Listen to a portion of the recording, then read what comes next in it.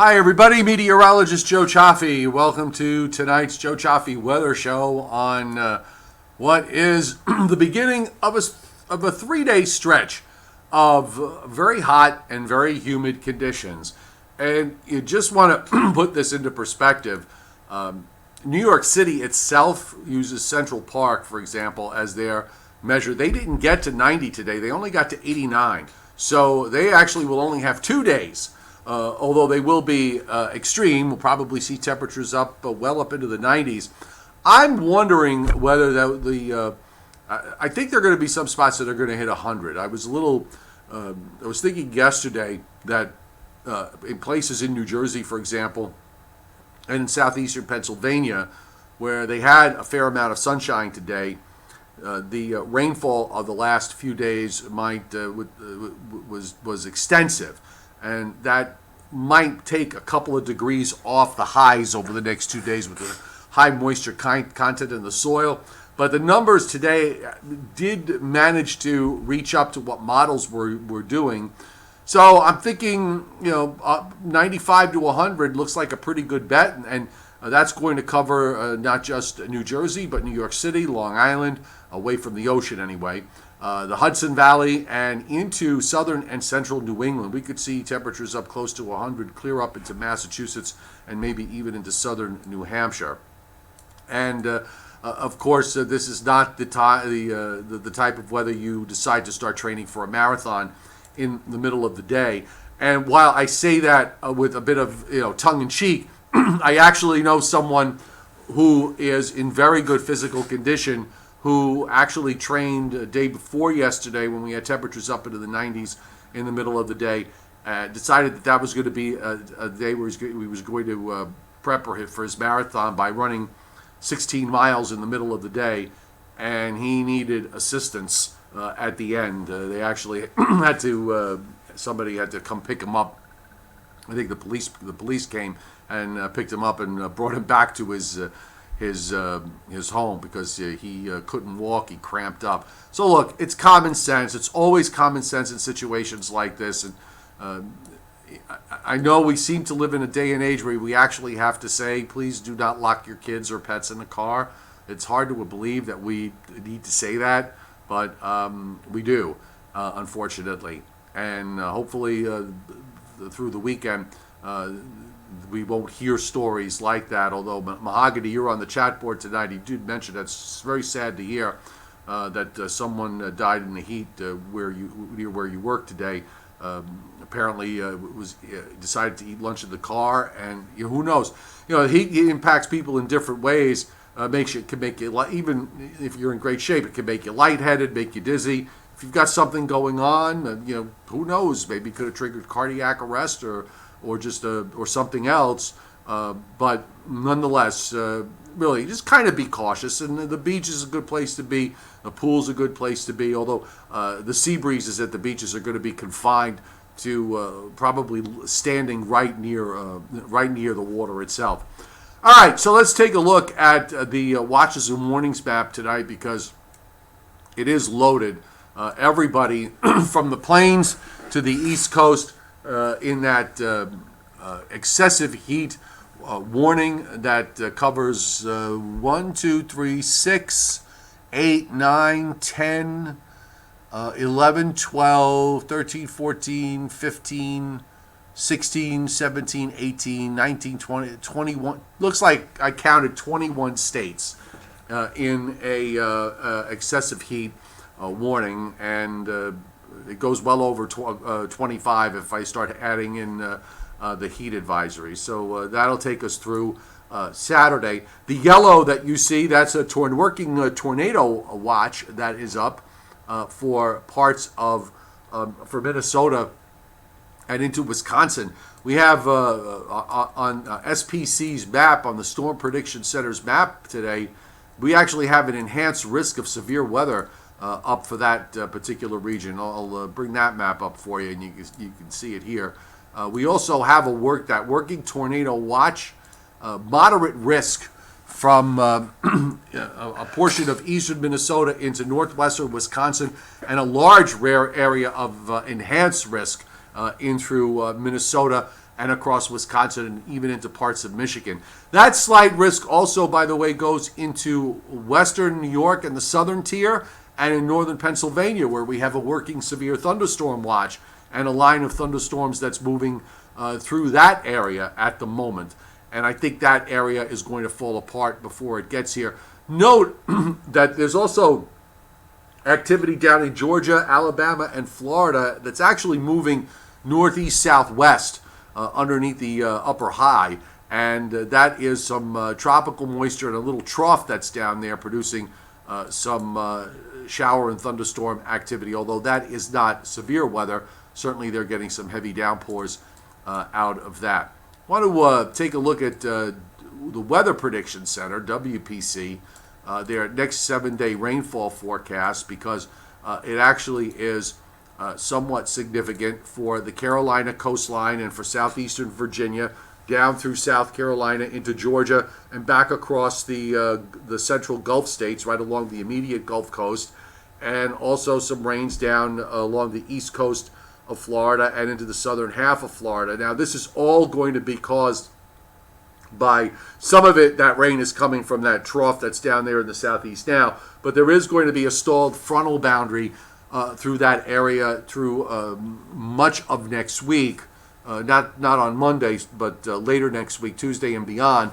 So we'll see that stalled front and maybe a couple of waves that develop on it will generate some heavy rains and some thunderstorms. The satellite tonight and the areas do stand out. The northern part of the jet, by the way, you're seeing these little disturbances moving along. They will, in terms of the timing, at least into the northeast, much of that is going to wind up falling apart during overnight periods. So they won't bring much in the way of daytime relief to this heat. And you can see the clouds down in the southeast, that little tropical moisture there that's in the southeast coast and in northern Florida. You see how the clouds are kind of blowing northeast, southwest. Again, there's the upper high, so there's some kind of weak surface trough that's being analyzed there. And then you've got the upper high off the east coast and the other upper high that's back to the west. So there's a little area of weakness there that's producing those heavy downpours. And then up through Wisconsin, back through Minnesota, you see the bright white clouds with some of the severe weather that we're going to see up in that area. And then you also have the blow up of clouds moving into western New York and through western New York and western PA, with some showers and thunderstorms there. So we'll take a look at the radar view. And as always, folks, what's the rule? You're watching this later on a replay. It's dated stuff, so make sure you go to weather.gov to your local National Weather Service office forecast page so you can see the latest in terms of what's going on with regards to severe weather. But these storms here, right along the Pennsylvania-New York State border, moving southeastward, they're reaching their peak intensity right now. So we're likely to see this area weaken after about 8 or 9 o'clock. I don't expect them to make it to my neck of the woods, although I wouldn't be shocked if some of these eastern cells make their way into the parts of the Hudson Valley north of Route 84. Back up in Minnesota, in that enhanced area, that east-west, you see what looks like a broken east-west line of storms now forming across central Minnesota in a narrow band and into northwestern Wisconsin. So look for that area, that activity to increase in the next couple of hours. And then here's the stuff in the southeast U.S. Again, much of these thunderstorms, not really severe, but they are producing some very heavy downpours in parts of Georgia, back through central and southern Alabama and over the Florida Panhandle, and you've also got some scattered cells down in the southern half of Florida. Typical this time of year, of course. A little bit of activity in Louisiana, not much going on back through Texas. Some thunderstorms in southern New Mexico. Otherwise, it's fairly quiet as we look out into the west, both in the northwest and in the southwestern part of the United States. Here's our surface map. And the hot air, the brutal air, has moved into the northeast. And I'm going to give you a close-up view of the temperatures and dew points in a second. There is a snaking warm front that's running through eastern Massachusetts and on up through New Hampshire. where temperatures in Maine are in the 70s to around 80, and on the other side with dew points down in the low and mid 60s, and then you get into these dew points in the 70s, and we're talking mid to upper 70s, by the way, in some places, down through western New England, through New York State, through Pennsylvania, down into Virginia, and then all across the Midwest and Ohio Valley. It's just a miserably hot and miserably humid day. And then as you get close to where the jet stream is a bit more active, and you're seeing these little short waves move along, you're dealing with surface lows and staking fronts, warm sectors, and showers, and the potential for some severe weather, as we showed you on the SPC map and on the current radar. Take a look at these are 6 o'clock readings here. Long Island, where I am today, we started out with clouds, and it really didn't break out into sunshine over Long Island until about noontime, and it took a little longer further east. So we have temperatures in central and eastern Long Island, for example, in the mid and upper 70s, with dew points in the low to mid 70s. So that is very uncomfortable. They're not publishing a heat index, and I put a link to this tool on the chat for you to use. You can play around with it and move it around, but it's a great, easy way to plot temperatures and radar. But look across New Jersey, where the sun broke out a whole lot sooner. Again, these are now coming up to 6 o'clock readings. Newark, for example, did get to 94. They're 93 right now, with a heat index of 103. Morristown, their heat index right now is 110. They have a temperature of 93 and a dew point of 79. That is, so that works out to a relative humidity of 63%. So you add a west-southwest wind at 12, you're basically blowing around soup. It is disgusting. And I didn't even see, look at these, temperature dew point spreads, upper 80s and low 90s, dew points in the mid and upper 70s, down throughout all of southeastern PA. We are off the highs of the day, which reached up into the middle 90s. And we've seen the numbers drop off a little bit, but we still have some residual temperatures down in parts of Virginia, for example, at Washington Dulles Airport right now, with a dew point of 70. And a temperature of 95, so the heat index there at 101. Baltimore is 95 with a dew point of 74 and a heat index of 105. And I got to see this 91, 81. That they don't have a heat index for that. There's a tool somewhere that you could plug in the numbers. Let's try here. This is Culpeper Regional Airport. 96.68, 101 on the heat index. And which one is this? Is Orange County Airport, 103 heat index, 95 with a dew point of 72. You get the idea here. Now let's go. I'm going to just move this up into Wisconsin and Minnesota, and where we're seeing the potential for some severe weather here.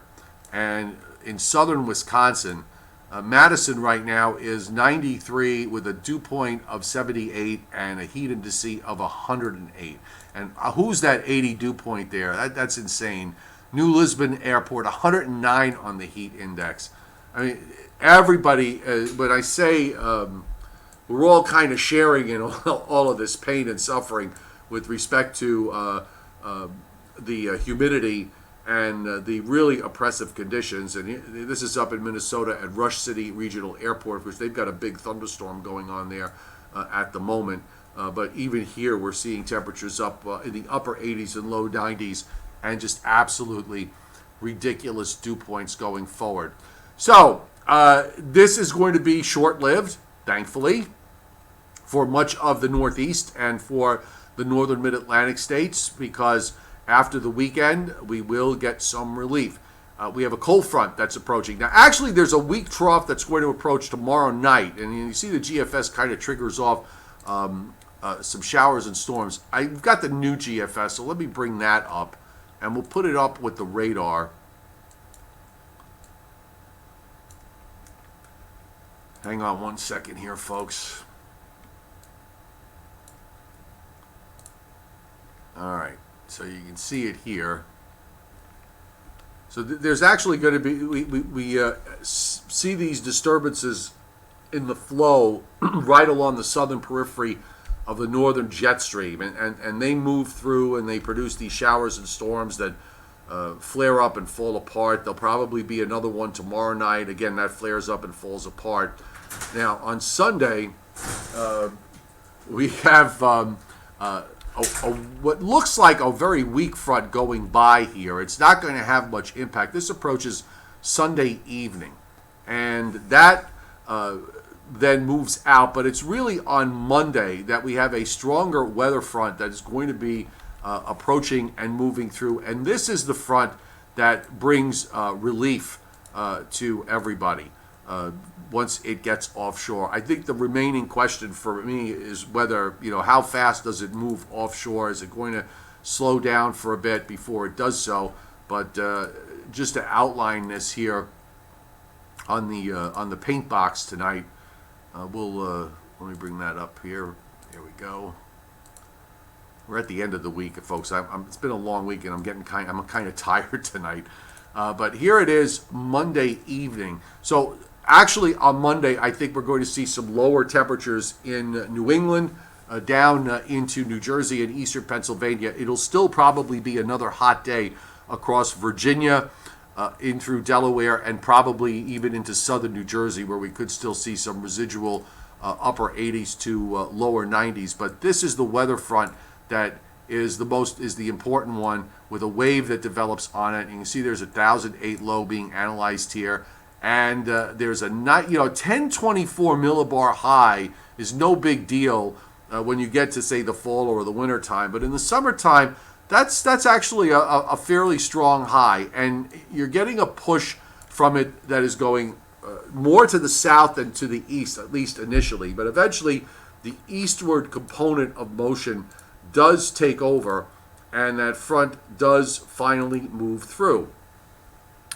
Moving along on the GFS through next week, this is by Tuesday afternoon, it is finally by. But the late afternoon GFS runs lately have been trying to show these fronts stalling, while the morning and the nighttime run move it along. And that kind of goes along with what the European has. The European has a bit of a neater look to this, by the way, where the front doesn't really get hung up that much. The GFS is trying to get it hung up again, but eventually it does get out of here, so that by Wednesday for sure, we'll see some really nice weather here. I think that the dew points will start dropping off on Tuesday, and then the rest of next week looks actually pretty reasonable. When we take a look at, I'm going to show you the 2 meter dew points here. Hang on. I'll go on the type map because they'll be easier to see. We do want dew point relief. So obviously, the dew points all through the weekend are going to be ridiculous in the 70s, with those temperatures up around 100. And on Monday, there's actually a bit of an initial push from that first little front that we showed you from Sunday night.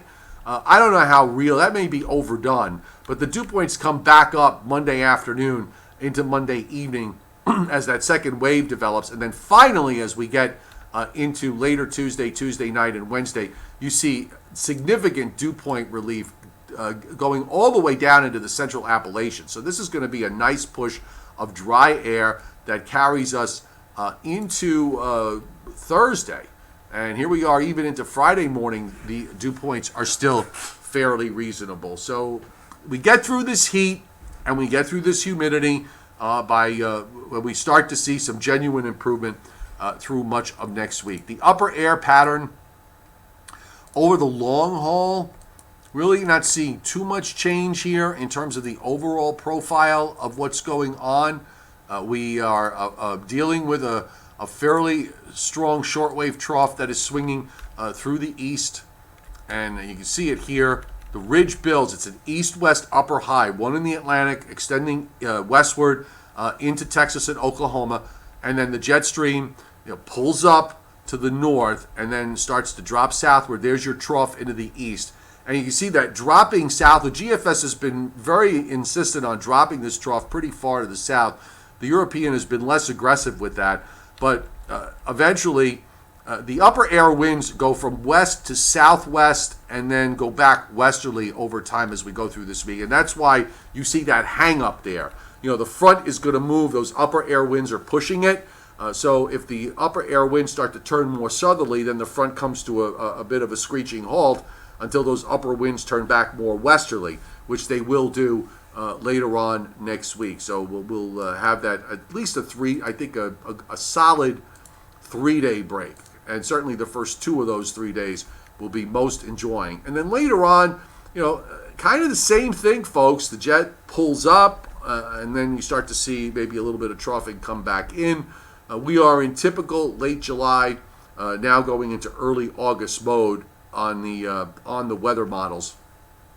I continue to emphasize the fact that we keep seeing shortwave troughs and cold fronts coming through on maybe not every 2 or 3 days, but certainly every 3 or 4 days, and that at least keeps us from getting too hot on the extreme side for too long. And a quick check of the tropics. We look at the Atlantic. There's a couple of weak tropical waves out there in the tropical Atlantic, but we're still probably a good 10 days to 2 weeks away from the Cape Verde season revving up. Although on the lower right, you'll notice that you are starting to see what looked like more robust waves coming off the African coast. There's nothing here that suggests that anything is going to develop anytime soon. You do have an upper low that is sitting up in the Atlantic to the north. If you go halfway across the tropical Atlantic and go straight north, on the center right, there's an upper low sitting out there in the Atlantic. So that's probably creating some wind shear conditions. If you look at the clouds in the tropical Atlantic from the a tropical wave that's east-northeast of Venezuela, you'll notice that those clouds are blowing from south to north. The higher cloud tops are getting sheared away. So we seem to have relatively unfavorable conditions at the moment for any kind of tropical storm development. One thing I will say about the system for Monday, I think we're going to have to look to see whether there's going to be some severe weather risk with that, and we'll address that as we head through the weekend. Right, I didn't really give it too close a look, but I kind of thought yesterday that there was potential for severe weather, and maybe on Monday in some places, and I still hold to that. Do you think there will be an MC development of thunderstorms from northwest to southeast? You're talking about for Monday, Joe Mayano. I don't know. Let's revisit. Let's visit that possibility over the weekend. What's causing those storms in upstate New York? It's not instability. No, there's actually an upper trough. There are weak upper troughs in Robert Hurley in the northwest flow. The southern part of the jet stream from Canada, the southern edge of that, is running across northern New England and upstate New York and back through the Great Lakes. So you're getting these weak short waves, quote unquote weak short waves, that are moving through. That's what's doing it, and that is going to, those storms are going to fall apart during tonight. So they would not. They're not going to have impact down our way. As far as instability goes, one of the things that might happened this today in North Jersey and the Hudson Valley in a really small way, and you might see that happen tomorrow as well. Just the magnitude of the daytime heating might cause a small downpour or a small thunderstorm to flare up in one or two spots where they develop, they flare up, they last for all of about 20 or 30 minutes, and then they just completely disappear. I think you could see stuff like that tomorrow and on Sunday. And maybe on late Sunday afternoon when that first initial system approaches, you might have maybe a couple of scattered thunderstorms that develop with that. But for the most part, I think for the weekend, it is going to be rain-free. You're listening to Mr. MR33MBB, Oki AG says. A couple of minutes ago, he was saying that The Michigan and Wisconsin storms were hail monsters. They do look pretty impressive on the radar. I wouldn't be surprised at all that those storms are producing some hail, and you don't see enhanced risk too often up in this time of year. So it definitely calls to pay attention. 65,000-foot tops. That's high. That is high. So that is roughly that's almost 13 miles up. That's crazy. That's over 12 miles up. That's just absolutely crazy. All right, folks. You know what? It's a Friday night, and there isn't much else that we can get into with regards to weather-wise. So we're going to leave it at that. I'm just going to say, to take Johnny Quest here, saying Heat Island and the big cities have no effect on storms. You know, I haven't really seen much literature regarding whether they do or they don't. I mean, I'm just from my own observing, it doesn't seem like they enhance the strength of thunderstorms, nor have I seen them take away from the strength. I'm not too sure of that, to tell you the truth. Like I said, I haven't really seen any literature about it. I'll have to ask some of my weather buddies if they've seen anything regarding that. Jason Barry, forever looking for storms up your way. Will Monday storms be in the evening in south and also down into southeast New York? Yeah, I think for Monday they could be late afternoon and evening. It's one of these situations where the front's going to basically be lying on top of us, and sometimes models like to push the front too far south and east into the hot air, bringing it to the coast too soon, that in reality it may be wind up being a bit further north. Again, we'll address that at some point over the weekend. And speaking of the weekend, it's almost here, so everybody have a safe and wonderful weekend. I am going to hopefully be out fishing with my buddy Phil in Long Island Sound at some point tomorrow. At least that's the plan at the moment. The tides are good. And being out in the middle of the Sound where the water temperatures are in the mid-70s will probably be a whole lot better than being on land where temperatures will be in the mid to upper 90s. I'll keep an eye on what's going on with the weather this weekend. Yeah, I like to take advantage of the downtime, but if it looks like it's going to get busy for Monday, maybe I'll jump on with a live stream Sunday night sometime, but no guarantees here. And there will be, I will be able to do my regular weather in fives, so I will touch upon that. And for Patreon members, you'll get your weather in 10 at some point over the weekend. So everybody have a great weekend. Stay cool. Enjoy yourself. Please be safe. And we'll see you at some point, either over the weekend or back at it here on Monday, right here on my YouTube channel.